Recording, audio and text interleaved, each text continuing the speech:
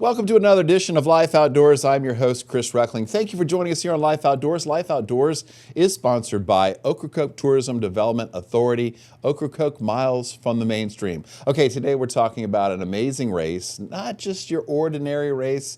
When you think of race, you think of marathon, half marathon, 5K, whatever it is, right? Well, how about an ultra marathon that covers over 200 miles with an amazing course?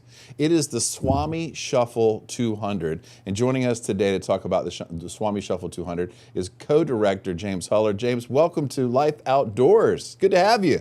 Hey, thank you, man. I'm glad to be back. Glad to be Okay, here.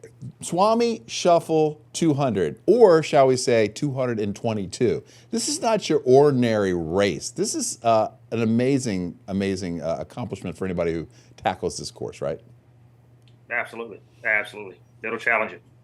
How did it all get started? So it all got started. I've got my co-director, co-race director, Josh Fosberg, and I. We both served in the Marine Corps. We didn't serve together. We met through softball. To make a long story short, the military life, we suffered a lot of suicides. A lot of buddies of ours that served committed suicide. And he had a very close friend of his who is Swammie, Dustin Swammie Lang, committed suicide on 28 February 2020. And we wanted a way to redeem the day. A lot of times we look at somebody that takes their lives and we want to do something. We want to remember them, and instead of saying, "Hey, we want to be sorrowful for it," we want to redeem the day and help others. So we decided to come up with this run. He lived out at the Outer Banks. He was in Virginia Beach at the time. He ran on the beach, and he pitched it to me. He said, "Hey, dude, let's do this long, crazy run to raise money to help redeem the day for him." So we started the Swammie Shuffle. The Swammie Shuffle 200 is happens in February, the end of February. You're getting ready to start your sixth ultra marathon. Talk about the race itself, where it goes. Actually, let's start right there. Awareness in action. You're doing this to remember Dustin Swammie Lang and to raise awareness for veteran suicide. So yeah, awareness in action. We did the first probably 2 years, I think, of the Swammie Shuffle. We ran, and all funds that we raised, we gave back to an organization called Mission 22. But Mission 22 is a national organization. It's big, it's huge, and I think, and he agrees that part of what we want to do is get to the grassroots, those small hometowns where kids are at. Where I say kids, I'm an old man, so get back to those small hometowns where when we get out of the military, we go back to, but there's not a whole lot of help. So we wanted to do something at the grassroots level. Where can we get veterans together, get that camaraderie, get you with each other? Because at the end of the day, we don't want to talk to anybody about what we saw, what we did, what we were asked to do. But when we're around others that were there, it seems to be easier just to cope. So we had developed the organization called Awareness and Action, so that we're still donating 50% of our proceeds go back to Mission 22, which is the big national organization. But we take the other 50% and we find grassroots organizations that are doing the things. Getting veterans together so that you have that brotherhood, that sisterhood, with shared experiences that we can get out and work on. So we started that, and we got that tagline, with awareness and action. Awareness without action is failure. My daughter came up with that because she said, "Dad, if you know your neighbor's house is on fire, but you don't take action, you failed them. You have to take action." So we kind of combine those two things, and we're just out there trying to, help veterans that are in need. You're raising some funds, and it can be a gym membership. It can be it can be paying for bowling. It's just getting them active and doing things with other people. That's so important for a veteran who came from the military, who was used to structure and family life and family and friends. And when they get out, there's the fear of the unknown, and if you stay isolated by yourself, evil thoughts can creep in. Absolutely. Absolutely. So we're seeing the start of the race. It starts at right out in front of the Baja and Sand Bridge. It hops on the beach there at False Cape, Back Bay, then it goes for 20-some miles on the beach, and then you back on the street, the Outer Banks. Grueling is the word for this race, James. I don't know if I say grueling. It's beautiful, dude. I mean, Miserable. Hey, man, flip the switch. We got to turn the mind somehow. Painful. I'm trying. None of those words are wrong. It's just it's a mindset you got to It's get in, everything. make it happen, make it work. It's just, but at the end of the day, whatever those runners are going through, and I mean, you've seen a lot of them, the toes you're seeing there. I mean, you see a lot of the stuff that's going on. But the reality is, whatever these runners are experiencing during that time is nothing compared to what's going on inside the minds of our veterans that are taking their lives. That PTSD that they're dealing with. So yeah, it's tough, it's hard, but they have it worse. Yeah. Okay. So as we'll see the start here again, and we're going to see a picture of Dustin Swammie Lang here in just a second. And it's great that Josh, and we're sorry that Josh couldn't be here today to talk about his buddy. There is a reason for the race, and it's good to remember Dustin. But it's also an event that you cap at 22. You'll take as many as you want. I mean, it's not this is a field that's, you have to want to do it. Yeah, so we originally capped it at 22. This year we upped that to 30. We don't want it to get big because we lose the personal experience of it. We kept it at 22 because of the significance of the number 22. An average of 22 veterans a day commit suicide. So we capped it at 22 originally. Then we found out we needed a permit to get through Back Bay. So we had to stay at that until they upped that number. They told us 30 was good. So we went ahead last year. We increased it to 30 after the fact. And this year we capped it again at 30. So we don't want to get too big because we lose that personal experience. Like right now, yeah, we can meet every runner and learn everybody during this time. So yeah, we're always going to keep it small. But okay, this is the start of the 2025 race. As you can see, there's snow on the ground. I mean, there's snow on the beach. This is a round the clock, hit the horn, touch the lighthouse, turn around and come back. It's if to ultra marathoners, they're used to this type of stuff. And some people that want to take a challenge, they try something like this. They learn a lot about themselves. Right, James? Oh, you absolutely. I mean, it's you go so deep in the, I don't know if the right word is the pain cave, but you go in that pain cave and you really find out a lot about what you're made of, what you're capable of. There's not a person that has started this race, whether they finish or not. There's not a person that started this race that didn't learn a lot about themselves and find out what amount of actual true grit they have to push through what's out there. It's not an easy undertaking. Okay, as you see some of the images from the start of the race, we're going to take a short break and come back and talk more about what it takes to accomplish something like this, and we'll talk more about the field and the mission behind the Swammie Shuffle 200 with James Heller. So stick around, everyone. You're watching Life Outdoors. Visit Ocracoke and step into a world where every moment feels like a getaway. Savor fresh seafood straight from the sea, stroll along sun-kissed beaches, and let the gentle breeze carry your cares away. Paddle calm waters, explore hidden trails, and discover the unique stories that make this island unforgettable. Explore a village where the pace is gentle, and every corner holds a story. Whether it's a beach campfire or a quiet walk, Ocracoke offers moments that linger long after you leave. Slow down, you're here. Plan your escape at visitocracokennc.com.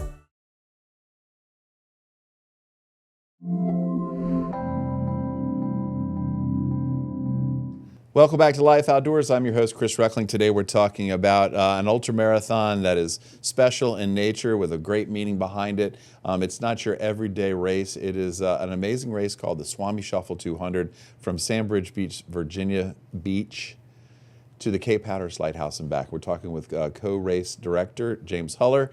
James, I mentioned in that last segment, I talked about grueling and misery and pain, but I love how you quickly turned it to something positive, because if you go into something like that with that mindset, you're already going to fail. Is that correct? Because I thank you for we're all in this white life together. We experience everything. It's how you look at things, right?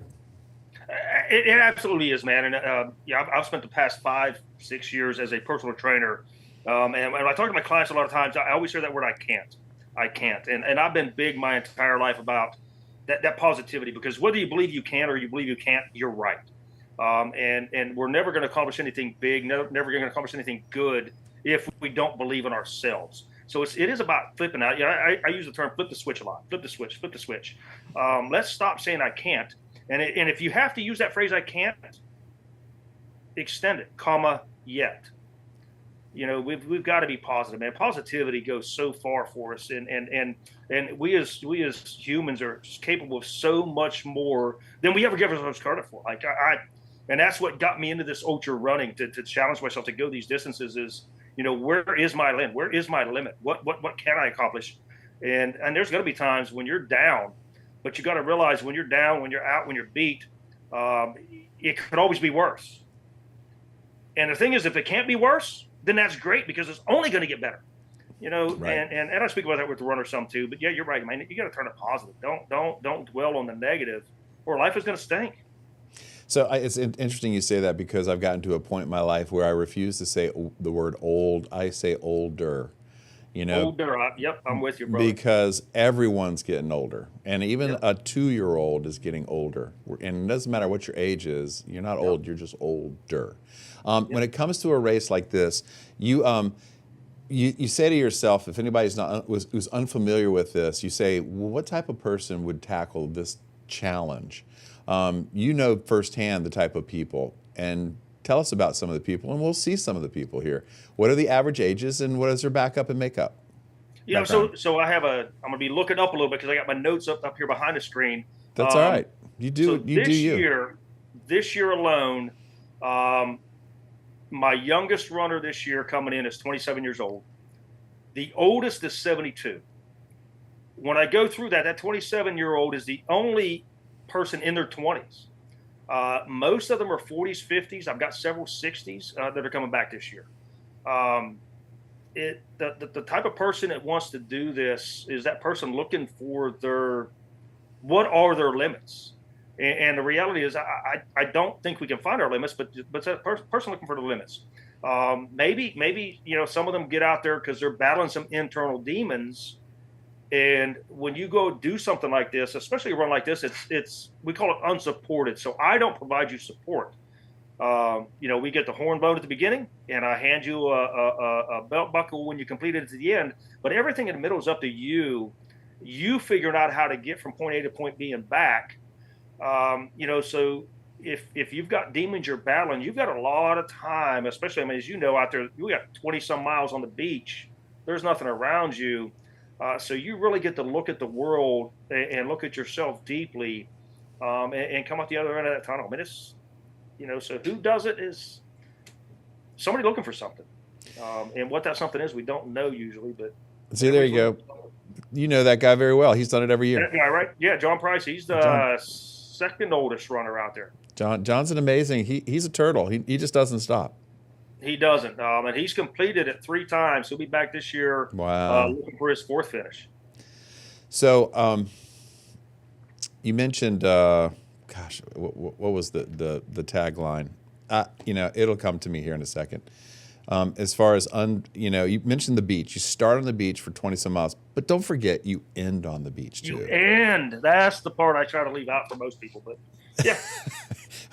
Why do you? Because people don't realize the difference. Because when you go from hard surface to that beach, and a lot of these people finish at night on the beach by themselves. Yes. It asks a lot. And then we'll throw another wrench in the plan. Is we're limited with Back Bay, so I'm not allowed on Back Bay from 30 minutes before sunrise until 30 minutes after sunset. Or I guess reverse that. Right. I can only be there 30 minutes before sunrise till 30 minutes after sunset. So they've got to also time it now. The point they reach that Back Bay False Cape border is 25 or 26 miles from the last aid station. So they got to figure out that time. How can I get there that I don't cross that line at the wrong time? So last year we had a gentleman, I think Tyler Drapo, who got to that point like an hour early and was like, man, I got to wait. So he sat on that beach for an hour. And if you haven't sat on a beach at 5 o'clock in the morning in 40 some degree weather after running 200 miles, then you're missing out.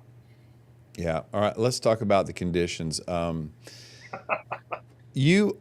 will say, this time of year can be brutal.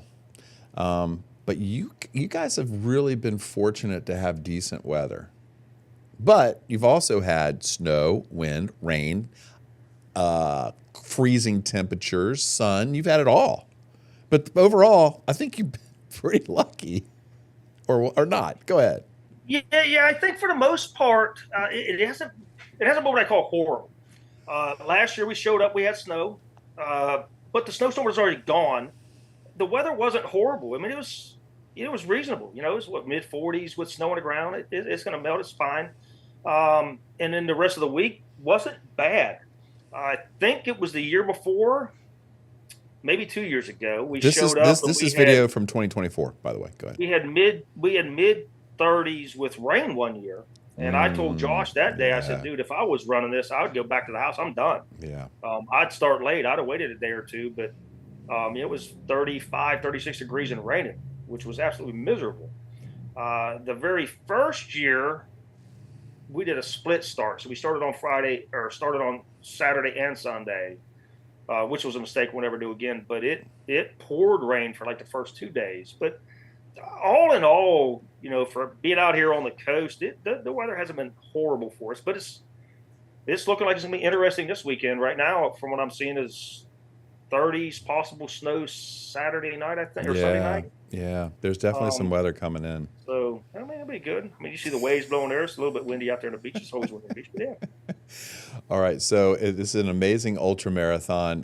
We're going to take a short break here on Life Outdoors, and so other things that come up with this, because you have to be prepared to tackle something like this. We'll talk with James about that in a second. So stick around, everyone. You're watching Life Outdoors.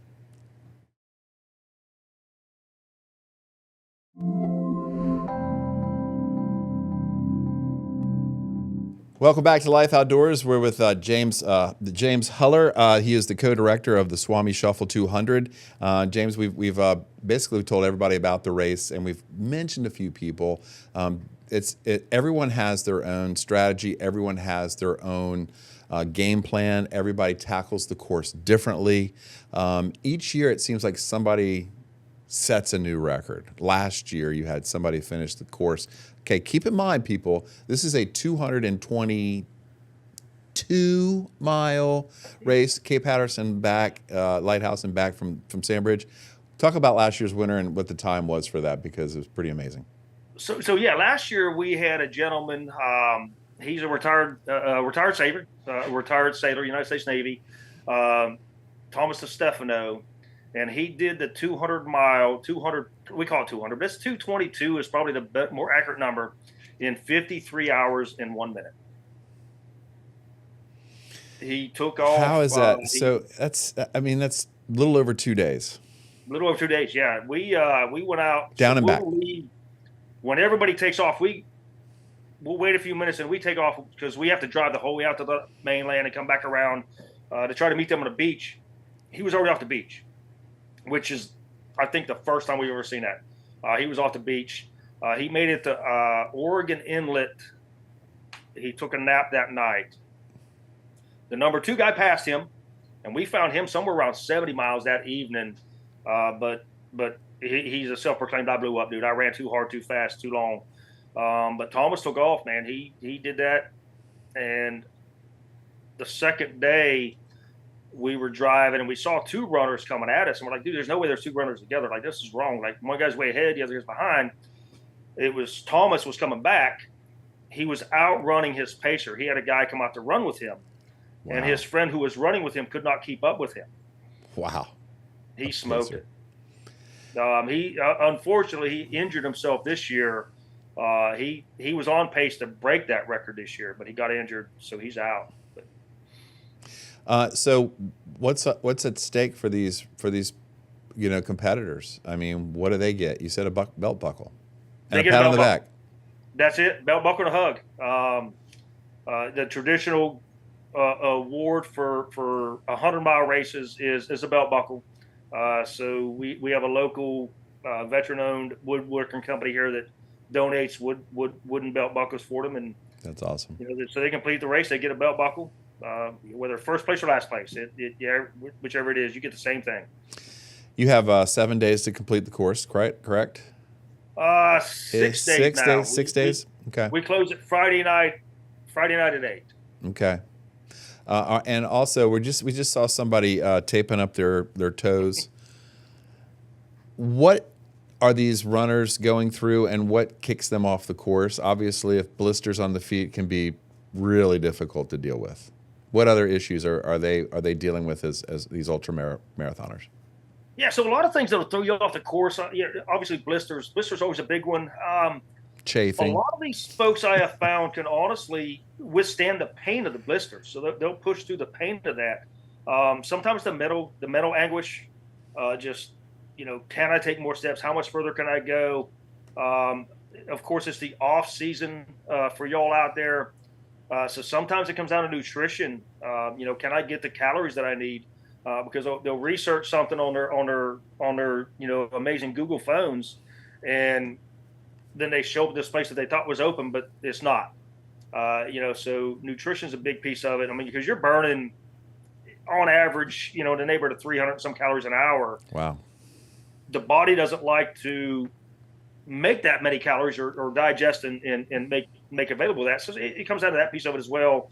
And just fatigue. You're day in, day out for the first few days. It's just going. So there's a ton of things. Sometimes it's the weather. It gets cold. It gets windy. For me, the biggest thing to push me off a course before anything else is straight up water, rain, wet. The feet inside the shoes don't like to be wet.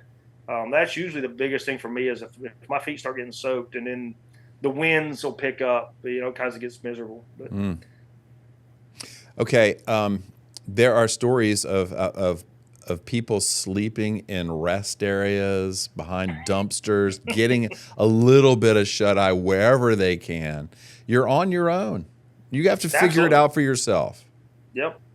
Yeah. So we've had several of those. I had a friend of mine, Amy Adams, was out there. She ran it twice, and she bought trash bags from a Dollar General store and wrapped them around a park bench so she could crawl underneath a park bench and have some shade, because she did not want to get a hotel room.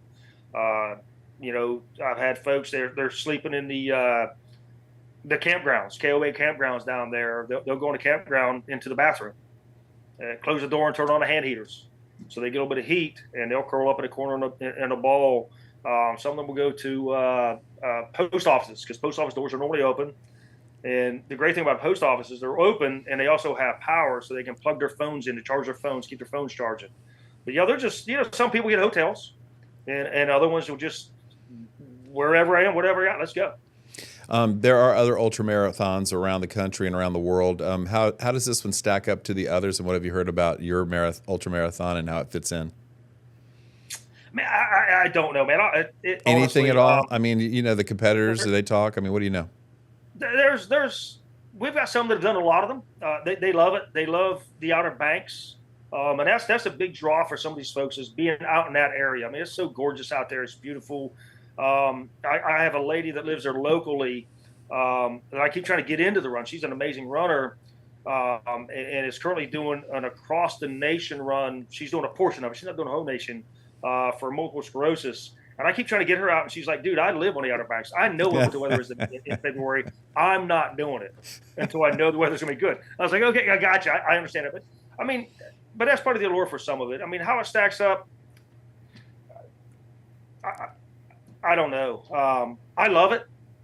I'll be honest, I have not ran this course, the entirety of it. I've ran parts of it.